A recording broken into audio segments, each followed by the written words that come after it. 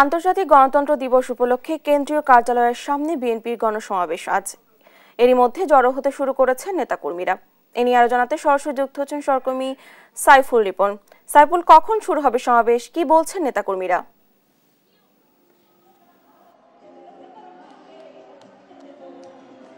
নয়াপল্টনে দলের কেন্দ্রীয় কার্যালয়ের সামনে আজকের যেই সমাবেশটি সেটি শুরু হওয়ার কথা বেলা 2:30টার দিকে, এবং এই সমাবেশকে কেন্দ্র করে কিন্তু ইতিমধ্যেই বিভিন্ন স্তরের নেতাকর্মীরা এই নয়াপল্টনে দলের কেন্দ্রীয় কার্যালয়ের সামনে যেই মঞ্চটি করা হয়েছে সেই মঞ্চের সামনে এসে উপস্থিত হয়েছেন, এবং ঠিক এই মুহূর্তে জাসাসের আয়োজনে যেই সাংস্কৃতিক পর্বটি সেই পর্বটি কিন্তু ইতিমধ্যেই শুরু হয়ে গিয়েছে, এবং এই সাংস্কৃতিক অনুষ্ঠানের মধ্য দিয়ে দলের নেতাকর্মীদের আন্দোলন সংগ্রামে উদ্দীপ্ত রাখার পাশাপাশি বিভিন্ন ধরনের দেশাত্মবোধক গানের পরিবেশন করা হচ্ছে, পাশাপাশি কবিতা আবৃত্তি দিয়ে নেতাকর্মীদের উদ্দীপ্ত করার চেষ্টা করছেন এখানকার সাংস্কৃতিক কর্মীরা। এবং আমরা যতটুকু জানি যে বেলা 2:30টার সময় আনুষ্ঠানিকভাবে এই গণসমাবেশের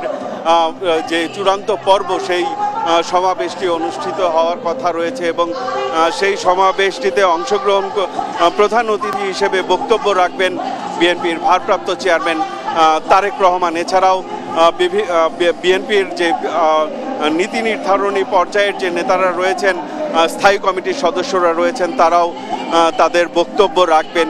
এবং দেশের যে পরিবর্তিত যেই পরিস্থিতিতে এখন যে অন্তর্বর্তীকালীন সরকারের সরকারের হাত দিয়ে যে দেশ চলছে, নেতাকর্মীরা এখানে যারা উপস্থিত হয়েছেন তাদের সাথে আমরা কথা বলে যতটুকু জানতে পেরেছি যে তাদের যেটি দাবি, যে দল থেকে যেই দাবিটি জানানো হচ্ছে যে দ্রুত যেই সংস্কারের বিষয়গুলো রয়েছে সেই সংস্কারের কাজ শেষ করে দ্রুততম সময়ের মধ্যে একটি নিরপেক্ষ সুষ্ঠু নির্বাচনের ব্যবস্থা করবে, এমনটি দাবি কিন্তু তারা করছেন, এবং দাবি আদায় না হওয়া পর্যন্ত তারা রাজপথে থাকবেন এমনটি প্রত্যয়ের কথা জানাচ্ছেন।